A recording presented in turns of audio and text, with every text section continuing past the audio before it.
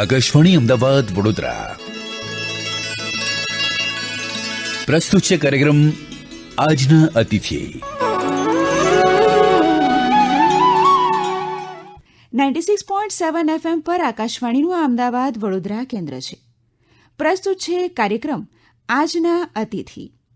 આજના આ કાર્યક્રમમાં આપ વિકાસલક્ષી પત્રકારત્વનું ખેડાણ કરતા વરિષ્ઠ પત્રકાર રમેશ તન્નાની મૌલીન મુનશીએ લીધેલી મુલાકાત સાંભળશો. આજના અતિથિ કાર્યક્રમ સાંભળતા સૌ શ્રોતા મિત્રોને મૌલીન મુનશીના નમસ્કાર.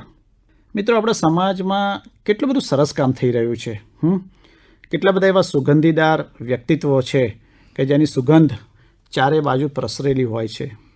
ઘણીવાર આપણને નિરાશા થાય કે જો ને ફલાણું કેટલું ખોટું થાય છે, પણ એની સામે સારું કરનારા લોકોની સંખ્યા પણ એટલી જ હોય છે. કદાચ એ વાત આપણા સુધી ઘણીવાર પહોંચતી નથી હોતી. આ બધી વાત આજે એટલા માટે કરું છું કે આજે મારા સ્ટુડિયોમાં પણ એક સરસ મજાનું સુગંધીદાર વ્યક્તિત્વ છે. નામ છે એમનું રમેશ તન્ના.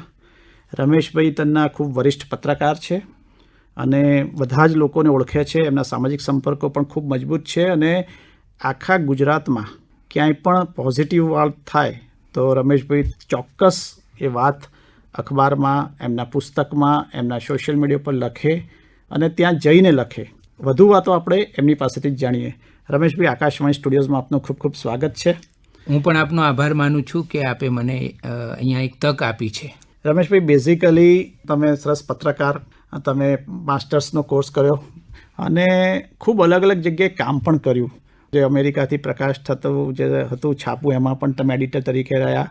ઘણા બધા જીવન ચરિત્રો લખ્યા. અધ્યાપક તરીકે પણ કામ કર્યું પત્રકારત્વમાં. એટલે પણ છેલ્લા ઘણા વર્ષોથી હું જોઈ રહ્યો છું કે તમે એક ધૂણી દેખાવી છે અને તે પોઝિટિવ જર્નલિઝમની, વિકાસલક્ષી પત્રકારત્વની. આ તમને શોખ ક્યાંથી જાગ્યો? મોલીનભાઈ, સમાજમાં બધા જ પ્રકારની ઘટનાઓ બનતી હોય છે. તો જે હકારાત્મક ઘટનાઓ બને છે, જે પોઝિટિવ ઘટનાઓ બને છે, એ બધું મેં લગભગ 2013થી લખવાનું શરૂ કર્યું. હું ડાંગ જિલ્લાના આહવામાં બાળ વાંચન શિબિરમાં ગયો હતો અને બાળકોની સાથે અમે સુબીર નામનું ગામ છે, ત્યાં સબરી માતાનું મંદિર છે, ત્યાં અમે ગયા. ત્યાં ભજન કીર્તનનો કાર્યક્રમ હતો અને ત્યાં મને પ્રસાદ ધરાવવાનું મન થયું તો એક કાગળની થેલીમાં બોર હતા, ટેબલ ઉપર બધા બોર પડ્યા હતા. એટલે મેં કોઈને પૈસા આપવા માટે મેં વ્યક્તિને શોધી તો કોઈ હતું નહીં. એટલે મેં પછી તપાસ કરી તો ત્યાં સ્લેટમાં લખેલું હતું કે તમે જાતે જ 10 રૂપિયા મૂકો અને તમે લઈ શકો છો, એમાં કોઈની જરૂર નથી. એટલે મને આ વસ્તુ બહુ જ સ્પર્શી ગઈ અને એ વખતે હું મૌલીનભાઈ સોશિયલ મીડિયામાં નવો જોડાયેલો. તો બીજા દિવસે આવીને મેં એક પોસ્ટ લખી, આજની પોઝિટિવ સ્ટોરી, અને એમાં આ ઘટના લખી તો લોકોને બહુ જ ગમી. એટલે મને તરત વિચાર આવ્યો કે સમાજમાં આવી પોઝિટિવ, આવી સરસ હકારાત્મક ઘટનાઓ, વ્યક્તિઓ, સંસ્થાઓ તો બહુ જ બધી છે. અને બસ પછી મેં એ નિયમિત લખવાનું શરૂ કર્યું. એટલે લગભગ ત્યારથી આ હું નિયમિત લખતો જ રહ્યો છું. રમેશભાઈ, તમે આવા જે પોઝિટિવ સ્ટોરીવાળા ઘણા બધા પુસ્તકો પણ અત્યાર સુધી પ્રકાશિત કર્યા છે, જેનો મુખ્યમંત્રી સહિત ઘણા મહાનુભાવો એનું વિમોચન કર્યું છે અને એની એક વિશિષ્ટ સ્ટાઇલ છે. આ પુસ્તકો તમે જે પોઝિટિવિટીવાળા લખો કે સૂર્ય દેવતાની સાક્ષીએ, કોયલબેનની હાજરીમાં, ગાર્ડનમાં વિમોચન કરો, તો એની વાત કરશો? મેં પોઝિટિવ સ્ટોરી નિયમિત લખવા માંડી, એમ ખૂબ લોકપ્રિય થવા માંડી અને હું જેના વિશે લખું એનો પાક્કું સરનામું, ફોન નંબર પણ લખું તો કોઈને સંપર્ક કરવો હોય તો સીધો કરી શકે. પછી લોકોની માંગ આવી કે તમે આના પુસ્તકો કરો. તો 5 વર્ષ પછી 2019માં મેં એનું પહેલું પુસ્તક પ્રકાશિત કર્યું અને અમદાવાદમાં માણિક ચોક વિસ્તાર છે, એમાં એક પુંજીબેન વેડુ છે. અત્યારે એમની ઉંમર 85-87 વર્ષની હશે. એ જ્યારે 8-9 વર્ષના હતા ત્યારથી ત્યાં બેસે છે. એમની પહેલાં દાદીમાં જોડે આવતા હતા અને આમ તો એ પોતે 75 વર્ષથી ત્યાં શાક વેચે છે. તો મારું જે પહેલું પુસ્તક હતું સમાજનું અજવાળું, મૌલીનભાઈ, એનું લોકાર્પણ મેં એમના હસ્તે કરાવ્યું હતું. અને મને અચાનક અંદરથી જ સ્ફૂર્ણા થઈ પર્યાવરણની કે ભાઈ પર્યાવરણને સાક્ષીએ આપણે કામો કરીએ તો બહુ સારું. એટલે મેં મારા બધા જ કાર્યક્રમના અધ્યક્ષ તરીકે સૂર્યનારાયણ ભગવાનની બાંયધરી લઈ લીધી અને એમણે મને કદી ના નથી પાડી, એ આવે જ. પછી મારા કાર્યક્રમોના મુખ્ય મહેમાનો પક્ષીઓ હોય અને અતિથિ વિશેષ હંમેશા વૃક્ષો હોય. અને મારો કાર્યક્રમ હંમેશા જાહેર ઉદ્યાનમાં જ હોય અને સવારમાં જ હોય. બરાબર. સવારમાં શિયાળો હોય તો 7 વાગે હું કાર્યક્રમ કરું અને આ રીતે મારા મોટા ભાગના પુસ્તકોના લોકાર્પણ મેં કર્યા. અને પછી જેના વિશે હું લખું છું એના માટે મેં એક શબ્દ આપ્યો છે, સમાજ નાયકો, real hero of this society. તો પછી નવો ક્રમ ઉમેર્યો કે જેના વિશે મેં લખ્યું હોય એના હસ્તે પછી હું એનો ટૂંકો પરિચય પણ આપું લોકોને કે ભાઈ આ વ્યક્તિ વિશે મેં કેમ લખ્યું છે, એમની વિશેષતા શું છે. તો પછી મારા બધા જ પુસ્તકોના લોકાર્પણ પછી કુલ મારા 10 પુસ્તકો થયા છે. સમાજનું અજવાળું, પછી બીજા નંબરે સમાજની સુગંધ, સમાજની સંવેદના, સમાજની કરુણા, સમાજની નિસ્બત, સમાજની સુંદરતા, સમાજની સારપ, સમાજની મિત્રતા, સમાજની શ્રદ્ધા અને સમાજનો છાંયડો. રમેશભાઈ, એક પ્રશ્ન મને થાય છે કે આટલી બધી પોઝિટિવ સ્ટોરીઓ ગુજરાતના ખૂણે ખૂણેથી તમે શોધો કઈ રીતે? મને સહજ રીતે પોઝિટિવ સ્ટોરી મળે છે. એક તો પહેલી વાત તો એ કે આપણા બધાના મનમાં જે એક વસ્તુ ઘર કરી ગઈ છે ને કે સમાજમાં નકારાત્મકતા વધારે છે, સ્વાર્થ વધી ગયો છે, બધું સડી ગયું છે લગભગ, એ વાતમાં બિલકુલ તથ્ય નથી. એ શ્રોતાઓને મારે વિનંતી સાથે કહેવું છે, સમાજમાં ખૂબ પોઝિટિવ સ્ટોરીઓ છે, તમને શોધતા આવડવી જોઈએ. અને કદાચ મૌલિન, મારું એવું છે કે હું ગુજરાત વિદ્યાપીઠમાં ભણ્યો અને પછી મેં જે પત્રકારત્વ કર્યું છે એ મોટાભાગે વિધેયાત્મક અને રચનાત્મક જ પત્રકારત્વ કર્યું છે. એટલે મારો દૃષ્ટિકોણ જ પહેલેથી એવો ઘડાયેલો છે કે મોટાભાગે પત્રકારોને ક્યાંક જાય તો એમાં ખોટું શું થઈ રહ્યું છે એ દેખાય. મને ખબર નથી કે હું જ્યાં પણ જઉં છું તો એમાં મને તરત જ પોઝિટિવ સ્ટોરી જ દેખાય કે ભાઈ આમાં આ વસ્તુ સારી છે. મને એક પણ દિવસ એવો ખાલી નથી ગયો કે મને પોઝિટિવ સ્ટોરી ન મળી હોય. અને એના માટે હું સતત લોકોની વચ્ચે રહું છું. જેમ કે હું ચાલું છું ખૂબ. છેલ્લા 3 વર્ષથી તો મોટા ભાગે હું મારી ઓફિસે ચાલતો આવું છું. 1 કલાક થાય છે પણ મને ચાલવાનું ખૂબ ગમે છે. અને શ્રમિકો ચાલતા જતા હોય એની પાછળ પાછળ કે એની સાથે હું ચાલું તો એમના હૃદયનો લય અને મારા હૃદયનો લય મળે એટલે મને બહુ સારું લાગે. પછી હું પબ્લિક ટ્રાન્સપોર્ટનો ખૂબ ઉપયોગ કરું છું. અમદાવાદમાં એમટીએસમાં ખૂબ ફર્યો છું, બીઆરટીએસમાં પણ ખૂબ ફરું છું, ઓટો રિક્ષામાં પણ હું ખૂબ ફરું છું.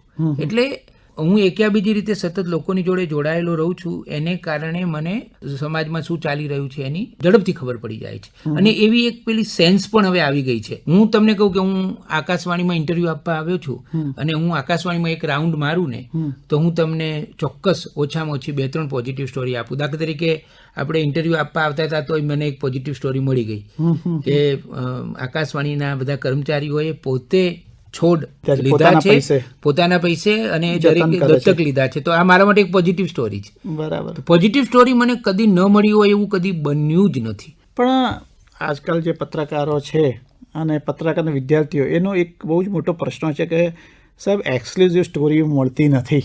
બરાબર છે. તો એના માટે તમે શું કહેશો કે લોકોએ શું કરવું જોઈએ? હા, એક્સક્લુઝિવ સ્ટોરી બહુ જ મોટી જરૂરિયાત હોય છે કોઈ પણ મીડિયાની. પણ મહેનત કરો.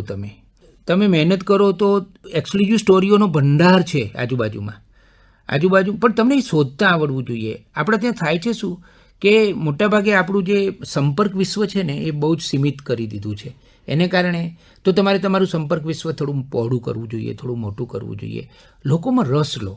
લોકોમાં કોઈ પણ પત્રકાર છે એનું એક જ એના માટે જરૂરિયાત એ છે તમારે સ્ટોરી લેવી હોય તો કે તમને લોકોમાં રસ હોવો જોઈએ, લોકો માટે પ્રેમ હોવો જોઈએ, સંવેદના હોવી જોઈએ અને કન્સર્ન નિસ્બત હોવી જોઈએ. મને એટલી બધી પોઝિટિવ સ્ટોરીઓ મળી છે કે મેં લખ્યું હોય પછી 2-3 વ્યક્તિને પદ્મશ્રી મળ્યા છે. કોઈ વ્યક્તિએ નાનું કામ કર્યું હોય, જે 4 વેદ છે દયાલ મુનિનું હમણાં અવસાન થયું, તો મને જ્યારે ખબર પડી ત્યારે મેં સંપર્ક કર્યો અને બહુ જ ડિટેલમાં બહુ સરસ રીતે લખ્યું. તો આખી વાત સમાજમાં બહુ સારી રીતે હું મૂકી શક્યો કે એક દરજી ટંકારાના એક દરજીએ 6.5 વર્ષ 7 વર્ષની મહેનત કરીને સંસ્કૃત ભાષાના 4 વેદો સંસ્કૃતમાંથી ગુજરાતીમાં ઉતાર્યા છે. દયાલ મુનિ એમનું નામ. એમનું મૂળ નામ દયાલભાઈ પરમાર. મૌલિનભાઈ, હું આવી 1000 પોઝિટિવ સ્ટોરી લખીને બેઠો છું. 1000 પોઝિટિવ સ્ટોરી મેં આવી લખી છે. એમાં નાના લોકો પણ છે, એમાં વૈવિધ્યનો પણ પાર નથી. એટલું બધું વિષય વૈવિધ્ય છે અને એમાં મારી કોઈ સ્ટ્રેટેજી હોતી નથી, એમાં મારું કોઈ આયોજન હોતું નથી. પણ રમેશભાઈ, એના માટે તમારે પ્રવાસ પણ ખૂબ કરવો પડતો હશે ને? હા, હું પ્રવાસ ખૂબ કરું છું. મને લોકો ખૂબ ગમે છે. હું સતત ગુજરાતના ગામે ગામ જાઉં છું. ગામમાં જાઉં એટલે ગામના લોકોને મળું છું. હું મારી એક પણ મિનિટ બગાડું નહીં. હું તરત જ ગામની શાળામાં જઉં. મને બાળકો ખૂબ ગમે છે તો હું બાળકો સાથે 1-2 કલાક ગાળું, એમને વાર્તાઓ કહું, ગીતો સંભળાવું અને પછી ગામમાં નીકળી પડું. એક દિલીપ રાણપુરા પાસેથી હું શીખ્યો છું. એમની સાથે પણ મેં ખૂબ સ્ટોરી કરી છે. દિલીપ રાણપુરા બહુ મોટા ગજાના સાહિત્યકાર અને પત્રકાર હતા કે મને છે ને લોકોના હૃદય સુધી બહુ સહજ રીતે પહોંચવાની ફાવટ છે. કોઈ પણ વ્યક્તિ હોય તો હું બહુ જ સરળતાથી ઝડપ રીતે એમના હૃદય સુધી જઈ શકું છું. એને કારણે મને બધું મળી જાય છે. પણ આ કરવું ચેલેન્જિંગ પણ મને તો લાગે છે, આટલું પોઝિટિવ જર્નલિઝમ કરવું. હા, એ વાત સાચી તમારી. લોકોને છે ને આમે માનવરસની જે આપણી વ્યાખ્યા છે મનોવિજ્ઞાન પ્રમાણે, એમાં લોકોને નકારાત્મકતામાં જ થોડી વધારે, દાખલા તરીકે યુદ્ધની કથા હંમેશા સેન્સિટિવ જર્નલિઝમ. હા, એટલે લોકોને નેગેટિવિટીમાં બહુ જ રસ છે કે ભાઈ ખોટું શું થઈ રહ્યું છે, કોણ ખોટું કરી રહ્યું છે, આ તે એ પ્રકારના જે બધા એલિમેન્ટ્સ હોય છે એમાં જ લોકોને વધારે રસ હોય છે. એટલે થોડુંક અઘરું તો પડે છે, પણ મારો અનુભવ જરા જુદા પ્રકારનો રહ્યો છે. એ મારા માટે પણ નવાઈ ભરેલી વાત હતી. મને 2 વસ્તુની નવાઈ મારો અનુભવ 2 ભાગમાં વહેંચાયેલો છે. એક તો સમાજમાં આટલી બધી પોઝિટિવિટી છે એની મને કલ્પના નહોતી. એ મારા માટે બહુ નવાઈ ભરેલી વાત હતી. હું પણ બીજાની જેમ એમ જ માનતો હતો કે લોકો સ્વાર્થી થઈ ગયા છે, મૂડીવાદ, બજારવાદ, સંયુક્ત કુટુંબો તૂટી ગયા છે, લોકો મારો પોતાનો જ વધારે વિચાર કરે છે, એવું હું પણ માનતો હતો. પણ એ મારી વાત ખોટી પડી. હું ચોક્કસપણે કહેવા માગું છું કે આ સમાજમાં 80-90-95% લોકો સારા છે. અને જે લોકો સારા નથી એવું આપણે કહીએ, એ લોકોમાં પણ સારપ તો ઘણી પડેલી છે. એનું સ્વરૂપ જુદું જુદું હોય છે. એક વસ્તુ એ થઈ. અને બીજું મારા માટે નવાઈ ભરેલી વાત એ હતી કે લોકો પોઝિટિવ વાતને બહુ ઝડપથી સ્વીકારે છે અને બહુ જ એપ્રિશિએટ કરે છે અને પ્રતિસાદ આપે છે. એ મારા માટે બહુ જ નવાઈ ભરેલી વાત હતી. એને કારણે મારા જે 10 પુસ્તકો થયા છે એ ખૂબ લોકોએ વાંચ્યા છે. લોકોની એના ઉપર અસર પણ બહુ પડી છે. લોકોના ડિપ્રેશન દૂર થયા છે, કારણ કે બધી રિયાલિસ્ટિક સ્ટોરી છે અને મેં બહુ સરળતાથી ને સહજતાથી લખી છે. કોરોના વખતે સિવિલ હોસ્પિટલમાં આ પોઝિટિવ શ્રેણીના પુસ્તકો સૌથી વધારે વંચાયા છે. હું પોતે જઈને આપી આવ્યો હતો. વાહ. હું પોતે કોરોનાની બીજી લહેરમાં જાતે જઈને આપી આવ્યો હતો, કારણ કે એમને જરૂર હતી. તો મારા માટે પણ એક લેખક તરીકે સાર્થકતા હતી. એટલે રમેશભાઈ એવું પણ બન્યું છે ને કે તમે જેના વિશે સ્ટોરી લખી એને કંઈક મદદ પણ મળતી હશે. ઓ માય ગોડ, એટલા બધા એવા તો બનાવો છે કે એનું મારે એક પુસ્તક કરવું પડ્યું છે. મેં જે પુસ્તકોના નામ હું બોલ્યો, સમાજનું અજવાળું, તો આ 10 પુસ્તકોની સમાજ ઉપર શું અસર પડી અને મને લેખક તરીકે મને સમાજે શું પ્રતિભાવ આપ્યો, ફીડબેક શું આપ્યો, એનું મેં એક પુસ્તક કર્યું છે. એનું નામ છે સમાજનો પ્રતિભાવ. બહુ જ લોકોને ફાયદો થયો છે. અનેક સંસ્થાઓને લાખો રૂપિયાના અનુદાન મળ્યા છે. અને મને છે ને આદર્શ અમદાવાદ નામની એક સંસ્થા છે, એના ભરતભાઈ શાહ સ્થાપક છે. એમનો ફોન આવેલો. એમની પોઝિટિવ સ્ટોરી મેં પહેલાં જ પુસ્તકમાં લખેલી. તો એમણે મને તરત ફોન કરીને કહ્યું કે રમેશભાઈ, તમે પુસ્તક જ્યારે પણ કરો ત્યારે દરેકના પાક્કા નામ, સરનામા, ફોન નંબર સાથે લખજો જ. હું લખવાનો જ હતો, પણ એમણે બરાબર મને યાદ કરાવ્યું. એને કારણે શું થયું કે દાખલા તરીકે મેં કોઈ એક પોઝિટિવ સ્ટોરી લખી હોય કોઈના વિશે, કોઈ સંસ્થા વિશે મેં એક પોઝિટિવ સ્ટોરી લખી, તો તરત જ એ લોકો જેવું, ઘણીવાર શું થાય કે તરત ને તરત પ્રતિસાદ આપવાની જો અનુકૂળતા હોય ને તો તમે આપી દો. પછી તમારા મનમાં લાગણી જન્મી હોય, કદાચ થોડીક ધીમી પડી જાય, સુકાઈ જાય, પછી કે ઠીક છે હવે પ્રતિસાદ નહીં આપીએ તો ચાલશે. પણ તરત ને તરત ફોન નંબર હોય તો આ મેં પોઝિટિવ સ્ટોરી વાંચી, ફોન નંબર છે, ફટાક દેતો ને ફોન નંબર મેં ડાયલ કરી દીધો ને વાત કરી લીધી. તો મારા બધા જ સમાજ નાયકોને નિયમિત રીતે રિસ્પોન્સ મળ્યો છે. અને એક સમાજ સેવકને તો પત્ની પણ મળી ગઈ છે. એક મારી પોઝિટિવ સ્ટોરી એક છોકરા વિશે મેં લખેલી, ધરમપુરનો છોકરો હતો રુસિત. તો એની પોઝિટિવ સ્ટોરી વાંચી અને રાજકોટના અરવિંદભાઈ ભટ્ટ છે, એમણે એમની દીકરીને પરણાવી પ્રાંજલ સાથે. અને એ નામ ભૂલી ગયો છું દીકરીનું, પૂર્વજા લગભગ. એ બંને અત્યારે હવે બંને ભેગા મળીને જબરજસ્ત સમાજ સેવા કરી રહ્યા છે. વાહ. અને એ લોકોએ મેં પોઝિટિવ સ્ટોરી એ બંને વિશે લખી, મૌલિન, આ એમના જ શબ્દો છે, મારા શબ્દો નથી, કે રમેશભાઈ અમે બંને કામ શરૂ કર્યું ત્યારે 3000 રૂપિયાથી કામ શરૂ કરેલું અને અમે 1 વર્ષમાં સમાજ સેવાનું 1 કરોડનું કામ કરી શક્યા, એ માત્ર આ પોઝિટિવ સ્ટોરીને કારણે. વાહ, ખૂબ સુંદર. આટલો રિસ્પોન્સ એ લોકોને મળ્યો છે. મને યાદ છે કે તમે પર્યાવરણ અને ચકલી બચાવ એના ઉપર પણ ખૂબ ખૂબ બધું લખ્યું છે, વૃક્ષો ઉપર. એની થોડી વાત કરશો પર્યાવરણની? પર્યાવરણ દાખલા તરીકે તમને નવાઈ લાગશે કેવું કેવું આપણી બાજુમાં બનતું હોય છે. ઉત્તર ગુજરાતમાં એક શિક્ષક છે રામભાઈ ચારણ, એમણે પર્યાવરણની જાગૃતિ માટે ખૂબ કામ કર્યું છે અને લાખો પોસ્ટકાર્ડ લખ્યા છે લોકોને.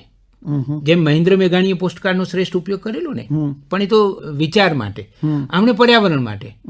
અને પછી તો એ બીજું પણ ઘણું કામ કરતા હતા, માળાઓ બનાવતા હતા, પછી વિદ્યાર્થીઓને દૂર દરાજ પર્યાવરણની સમજ આપવા માટે લઈ જતા હતા. ભારતના ટપાલ વિભાગે રામભાઈ ચારણની ટપાલ ટિકિટ બહાર પાડી છે. ઓહો, આ કેટલી અદ્ભુત વાત છે કે ગુજરાતના એક શિક્ષકની પર્યાવરણના કામ માટે ટપાલ ટિકિટ પડી છે. કનુભાઈ યોગી હતા, એમણે સોશિયલ મીડિયાનો શ્રેષ્ઠ કોરોનામાં જતા રહ્યા, પણ મેં એમના વિશે અદ્ભુત અભ્યાસ કરીને એક સ્ટોરી લખેલી. એક અમરેલીના જીતુભાઈ, પર્યાવરણની મેં ખૂબ પોઝિટિવ સ્ટોરી લખી છે. મેં શિક્ષણની, આપણે ત્યાં શિક્ષણમાં આપણે ઘણીવાર એવી વાતો કરતા હોઈએ છીએ, આમ જનરલ બોલાઈ જતું હોય છે આપણાથી કે શિક્ષણમાં તો આમ થઈ ગયું છે ને તેમ થઈ ગયું છે ને, એમાં તથ્ય પણ હોય છે ઘણીવાર. પણ સાથે સાથે મારે એ કહેવું છે કે જેની આપણને ખબર નથી, ગુજરાતમાં મૌલિન ઓછામાં ઓછા 500 શિક્ષકો એવા છે કે જે એમાંથી મેં ઘણા બધા શિક્ષકો વિશે લખ્યું છે. એ શિક્ષકો કદાચ માનવામાં ન આવે એટલું અદ્ભુત કામ કરી રહ્યા છે, જબરજસ્ત કામ કરી રહ્યા છે. વાહ. એવા શિક્ષકો છે જેમણે શિક્ષણની મદદથી આખા ગામની કાયાપલટ કરી નાખી છે, કાયાકલ્પ કરી નાખી છે. વાહ. એવા શિક્ષકોને હું મળ્યો, એમનું મેં કામ જોયું, અને પછી હું ગ્રામજનોને મળ્યો, એમનું જે પરિવર્તન આવ્યું હોય એ મેં જોયું, અનુભવ્યું, અને પછી મેં એમના વિશે લખ્યું.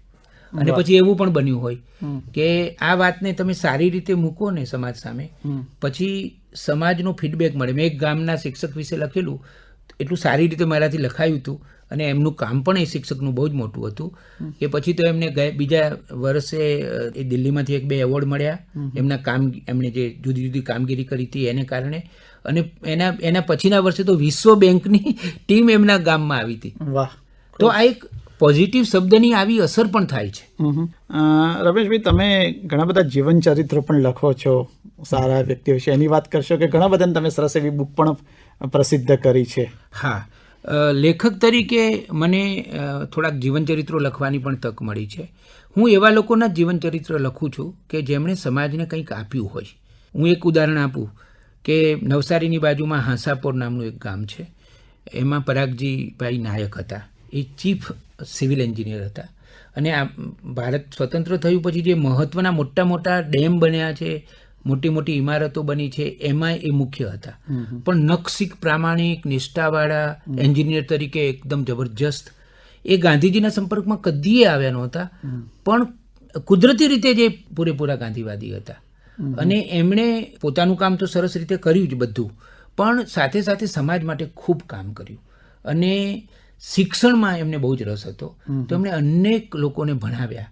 અને પછી તો એમના મૃત્યુ પછી એમના જે પરિવારજનો છે, નૈનાબેન છે અને બીજા એમના સંતાનો છે, એમણે કોઈને ડૉક્ટર થવું હોય, કોઈને એન્જિનિયર થવું હોય, એવા જે ઉચ્ચ શિક્ષણ હોય એના માટે એ લોકો કોઈ પણ પ્રકારના બાદ વગર, એ મૂળ નાયક હતા એટલે અનાવિલ હતા, પણ એવો કોઈ બાદ નહીં. અને એ લોકો વર્ષોથી આ બહુ લાંબુ સરસ કામ કરી રહ્યા છે. અને અત્યાર સુધી એમણે સેંકડો ગરીબ, સુરતની એક સફાઈ કામદારની દીકરી એન્જિનિયર બની છે એમની મદદથી. વાહ. એક પટાવાળાનો છોકરો ડૉક્ટર બન્યો છે એમની મદદથી. આર્થિક મદદ કરી. કારણ કે મેડિકલમાં ભણવું હોય તો પૈસા વધારે જોઈએ, તો એ પૈસા એમની પાસે હોય નહીં. તો અને આ લોકો એવું કરે છે કે એકવાર એને સ્વીકારી લે, પછી જ્યાં સુધી એનું ભણવાનું પૂરેપૂરું ન પતી જાય ત્યાં સુધી એને છોડે નહીં. બરાબર. તો આવા મેં ઘણા જીવન ચરિત્રો લખ્યા છે, અલગ અલગ પ્રકારના. મેં માતૃભાષા ગુજરાતી મને ખૂબ ગમે છે, એના મારા 3 પુસ્તકો થયા છે. તમે આમ બોલવામાં કે કોઈને મેસેજ કરતો પણ અમે જોયું છે કે એનો ખૂબ આગ્રહ રાખો છો, જેમ કે તમે લખો કે સ્મરણ ટહુકો. બરાબર. તો લોકો કદાચ થોડીક સમજવામાં મુશ્કેલી પડે કે હવે આ રમેશભાઈ લખ્યું કે સ્મરણ ટહુકો, પણ પછી ધીરે ધીરે ટેવાય કે બરાબર રમેશભાઈ આ ગુજરાતીના તરીકે એક વાયક શબ્દ છે. આપણે આમંત્રણ શબ્દ આપીએ છીએ. હું ગામડાનો છું, તો વાયક, આમ વાયક મોટા ભાગે ભજનના કાર્યક્રમમાં વપરાય છે, પણ મારા બધા કાર્યક્રમો એ સ્તરના જ હોય છે. સત્સંગ પ્રકારના જ મારા કાર્યક્રમો પ્રેમથી ભરેલા હોય, સહજ હોય, સંવેદનશીલ હોય. એટલે લોકો મારા કાર્યક્રમમાં આવવા માટે હંમેશા આતુર હોય. કોઈ પણ પ્રકારની બહુ પેલી ઔપચારિકતા નહીં, અને જે છે એ બધું હૃદયથી છે. અને હા, મેં અત્યાર સુધી અમદાવાદમાં કેટલાય પુસ્તક લોકાર્પણ કર્યા, બીજાય કાર્યક્રમો કર્યા છે, પણ મારો એક પણ કાર્યક્રમ 1 પણ મિનિટ મોડો શરૂ નથી થયો. મારો આગ્રહ હોય છે કે જે સમય મેં કાર્ડમાં લખ્યું હોય એ સમય મારો કાર્યક્રમ શરૂ થઈ જ જાય. આપણા શ્રોતા મિત્રોને જેમ મેં પેલો શબ્દ આપ્યો કે તમે વારે વારે યુઝ કરો છો, સ્મરણ ટહુકો, તો એવા બીજા કેટલાક સરસ શબ્દો કહેશો જે તમે ડે ટુ ડેમાં યુઝ કરતા હોય? એક તો આ વાયક શબ્દ હું બહુ જ મને ગમેલો છે. પછી રિમાઇન્ડર શબ્દ માટે મેં એક કરેલો. રિમાઇન્ડર અંગ્રેજીમાં શબ્દ છે. તો આપણે એમ કહીએ કે મેં તમને આમંત્રણ મોકલી આપ્યું, પણ પછી 2-3 દિવસ પછી મારે તમને રિમાઇન્ડ કરાવવું છે. તો એના માટે મને એમ થયું કે રિમાઇન્ડર શબ્દને બદલે મારે બીજો કોઈક શબ્દ વાપરવો જોઈએ. તો એના માટે મેં એક સરસ શબ્દ ઉપયોગમાં લીધો છે. એ છે સ્મૃતિ ટકોરો. સ્મૃતિ ટકોરો. વાહ. એટલે ટકોરો કરવાનો છે, પણ સ્મૃતિ ટકોરો, એટલે તમને હું યાદ કરાવું છું. બરાબર. ઘણાએ કીધું કે સ્મૃતિ ટકોર કરો. મેં કીધું ના, ટકોર શબ્દ છે ને એમાં થોડી નકારાત્મકતા છે. ટકોર મેં ટકોર કરી, પણ ટકોરો એટલે આપણે ટકોરો કરવાનો છે ખાલી. એટલે તેજીને ટકોરો નથી હોતો, એમ મિત્રને ટકોરો. પછી હું એક જય શબ્દેશ્વર શબ્દ વાપરું છું. જય શબ્દેશ્વર. હા, એટલે હું શબ્દને પણ ઈશ્વર માનું છું. એટલે હું દાખલા તરીકે તમને મેં કંઈક લખ્યું હોય તો છેલ્લે હું એવું લખું કે રમેશ તન્નાના જય શબ્દેશ્વર. બરાબર. એટલે વંદન હોય, પ્રણામ હોય, એમ શબ્દ એ પોતે જ એક ઈશ્વર છે. શબ્દ તો બ્રહ્મ કહેવાય જ છે આપણને. પછી એવા તો ઘણા ગુજરાતી શબ્દો મેં કર્યા છે. અને મારે એ પણ કહેવું જોઈએ કે લોકો સ્વીકારે છે. અને ઘણીવાર તો લોકો ચર્ચા પણ કરે છે, અને એવું પણ કહે છે કે એક મારા મિત્ર હતા, એ હંમેશા મને એવું કે અમેરિકામાં રહે છે, ત્યાં અશોકભાઈ ગોકલદાસ પટેલ એમનું નામ છે. એ કહે કે રમેશભાઈ, હંમેશા તમારું લખાણ છે ને એ 2 રીતે વાંચું. એક તો ઇન્ફોર્મેશન માટે વાંચું કે તમે શું કહેવા માંગો છો, પછી શાંતિથી ભાષાની રીતે વાંચું. તો મને ગુજરાતી ભાષાની મીઠાશ, ગુજરાતી ભાષાની નવી જે એની જે સજ્જતા છે, પ્રતિભા છે, એ બધું મને તમારામાં હંમેશા જોવા મળે છે. પણ હું સહજ રીતે લખું છું. એમાં મારું એવો કોઈ ઈરાદો પણ નથી હોતો. એક વાત એવું કહેવાય છે કે પત્રકાર થવું હોય, સફળ પત્રકાર, તો ખૂબ વાંચન કરવું પડે. તો તમને પણ વાંચનનો શોખ હશે? નાનપણથી જ મને વાંચનનો શોખ હતો, જે મારી માતા પ્રભાબેન તન્નાને કારણે હતો. પ્રભાબેન મારા મા બિલકુલ ભણેલા નહોતા, પણ એમને વાંચવાનું બહુ જ ગમતું હતું. તો અમારું ગામડાનું ઘર ખુલ્લું હતું. કયું ગામડું? વાસ હતો અમરાપુર ગામ. તાલુકો ત્યારે સાંતલપુર હતો અને જિલ્લો બનાસકાંઠા, પણ હવે એ બદલાઈ ગયો છે. અત્યારે તાલુકો સમી અને જિલ્લો પાટણ છે. નાનકડું ગામ, કચ્છના નાના રણના. તો મારી માને રામાયણ બહુ ગમતી. તો મને જેવું હું વાંચતા શીખ્યો ત્યારથી રામાયણ મને વાંચવા આપી દીધી. અને હું રોજ રાત્રે ઘરની ઓસરીમાં ચીમની હોય અથવા ફાનસ હોય અને હું રામાયણના પાઠ કરતો. મોટેથી રામાયણ વાંચતો, અને મારી માં અને ઘરના બીજા સભ્યો પણ ક્યારેક સાંભળતા. પછી નવલકથાઓ, હરકિશન મહેતાની નવલકથાઓ, અશ્વિની ભટ્ટની નવલકથાઓ, એ બધી મારી માને વાંચવી બહુ જ ગમતી. મને યાદ છે મૌલીનભાઈ, અમરેલી ઠગના પીળા રૂમાલની ગાંઠ, તો મારી માં કે આખી મેં 2 વાર વાંચી છે. સૂરજનો અજવાળું હોય અમારા ઘરના વાસમાં, હું ખાટલા ઉપર બેઠો અને મારી બાજુમાં મારી બા બેઠી હોય. એટલે નાનપણથી જ મને વાંચનનો શોખ બહુ જ હતો. અને અમારા ગામમાં એક દલિત ડૉક્ટર આવેલા, ડૉક્ટર રમેશભાઈ, એ મેલેરિયાના ડૉક્ટર તરીકે જાણીતા હતા. તો મને વાંચવાનો બહુ શોખ હતો, તો હું દલિતવાસમાં એમના ઘરે જતો, અને અમે કલાકો બેસીને વાતો કરતા. અને મને વધારે વાંચન તરફ લઈ ગયા હોય તો એ રમેશભાઈ. હું રમેશભાઈનો આભાર માનું છું. પછી તો હું વાંચવાનો શોખ વધારે ને વધારે થતો જ ગયો. તમે વાંચન શિબિરો પણ ઘણી? અને હા, મને વાંચન શિબિરો કરવાનો પણ બહુ શોખ છે. આપણે બધા ફરિયાદ કરીએ કે બાળકો વાંચતા નથી, પણ વાતાવરણ આપણે આપતા નથી, એ પણ આપણી ફરજ છે. તમે વાતાવરણ આપો છો. એટલે મેં ને મારી જીવનસાથી અનિતા છે, એમણે અમદાવાદમાં અત્યાર સુધી 25થી પણ વધારે અસરકારક ઉત્તમ બાળ વાંચન શિબિરો કરી છે. 8 થી 15 વર્ષના બાળકો હોય. અમે એક યાદી બનાવી કે ભાઈ ગુજરાતી પરિવારમાં જન્મેલું કોઈ બાળક હોય તો એણે કેટલા પુસ્તકો કયા પુસ્તકો વાંચેલા હોવા જોઈએ. આ તો વાંચેલા જ હોવા જોઈએ. મંજરીબેન મેઘાણી છે આપણા ત્યાં, એમની મદદ લઈને. પછી એ અમે લોકોએ એ યાદી આપી દઈએ. એક શિબિરાર્થીના અમે સીધા સંપર્કમાં રહીએ અને પછી અલગ અલગ જગ્યાએ આખા દિવસની વાંચન શિબિર કરીએ. અને મારે મૌલિનભાઈ કહેવું જોઈએ કે આ શિબિરોના એટલા બધા સુંદર પરિણામો આવ્યા છે કે મારી એ મનગમતી પ્રવૃત્તિ છે. બરાબર. બાળ વાંચન શિબિર કરવાની હોય ને તો મને બહુ જ ગમે. પછી કેટલીક શિબિરો મેં યુવાનો માટે પણ કરી હતી. પણ બાળ વાંચન શિબિરો વધારે ને વધારે જો આપણે કરી શકીએ તો જે વાંચન ઘટી રહ્યું છે એ ખરેખર એ સમસ્યામાંથી આપણે બહાર આવી શકીએ. અત્યારે એવું કહેવા છે કે નવી જે પેઢી છે એ તો બહુ જોલે જ પુસ્તકો વાંચે છે, બરાબર છે, છાપા પણ નથી વાંચતા. આપનું શું માનવું છે કે આ જવાબમાં બે પાસાઓ છે. એક પાસું એવું છે મૌલિનભાઈ કે જે લોકો વાંચે છે એ લોકો તો વાંચે જ છે, ભલે વર્ગ નાનો છે પણ એ લોકો ખરેખર વાંચે છે અને રસપૂર્વક વાંચે છે અને એમની એક સમજણ પણ હોય છે. સમજણપૂર્વક વાંચનારો વર્ગ છે. કમનસીબે એ વર્ગ થોડો ઓછો છે, નાનો છે. એનું કારણ એ છે કે હવે આપણા ત્યાં ટેકનોલોજી બદલાઈ, મોબાઈલ ફોન આવી ગયા અને એકદમ ઈ બુક આવી ગઈ. એને કારણે વાંચન ઘટી ગયું. અને બીજું, એક જમાનામાં આપણી જે સ્કૂલો હતી એમાં સ્કૂલની લાઇબ્રેરીઓ પણ હતી, શિક્ષકો પણ એવા હતા કે જે તમને વાંચવાની પ્રેરણા આપતા. હમણાં હું એક 91 વર્ષના મૃદુલાબેનને મળ્યો, એ મુંબઈમાં ભણેલા છે. તો એ કે મારું આખું જીવન બહુ જ સરસ રીતે વીત્યું અને હું મારા પરિવાર સાથે સુખી થઈ, એનું કારણ મારી વાંચવાની ટેવ. અને એ વાંચવાની ટેવ માટે એક બહુ જ મોટા લેખક હતા, વિવેચક હતા અને ત્યાં મુંબઈમાં એ આચાર્ય હતા પોદાર સ્કૂલના, રામપ્રસાદ બક્ષી. એમણે મને વાંચવાની ટેવ પાડી. તો આવા શિક્ષકો બહુ જ હતા. તો શિક્ષકો હવે રહ્યા નથી, માતા પિતા પોતે વાંચતા નથી, એટલે ઘરમાં વાંચવાનું વાતાવરણ હોતું નથી. અને બીજી કોઈ એવી એજન્સી નથી. સાહિત્યના કાર્યક્રમો બહુ જ થાય છે પણ એ મોટાભાગે ઉપર છેલ્લા કાર્યક્રમો થાય છે. એમાં મનોરંજનનું અને થોડુંક બીજું તત્વ હોય છે. એમાં ગહનતાનું, દાખલા તરીકે વાંચન શિબિર છે ને એ ગહનતાવાળી વાત છે. નવસારીમાં એક સયાજી વૈભવ પુસ્તકાલય છે, એ જબરજસ્ત કામ કરે છે વર્ષોથી. અને વાંચે ગુજરાત શરૂ થયું હતું એના પાયામાં એ જ હતું. અચ્છા. એ પુસ્તકાલયને કારણે વાંચે ગુજરાત શરૂ થયું હતું. તો એમાં સાતત્યપૂર્વક, ધીરજથી, સમજણથી, આયોજનથી વાંચન માટેનું કામ એ પુસ્તકાલયે જે કર્યું છે ને આજની તારીખમાં પણ એ કામ એ લોકો કરી રહ્યા છે, સરસ રીતે કરી રહ્યા છે. એમની ટીમ થાકી પણ નથી અને નિરાશ પણ નથી થઈ. અચ્છા રમેશભાઈ, આમ અત્યાર સુધીમાં કેટલી પોઝિટિવ સ્ટોરીઓ કરી હશે? 1000થી વધારે. ઓહો. આમ તો જો મૌલિનભાઈ, મારું જે 35 વર્ષનું પત્રકારત્વ છે એ ટોટલી પોઝિટિવ છે.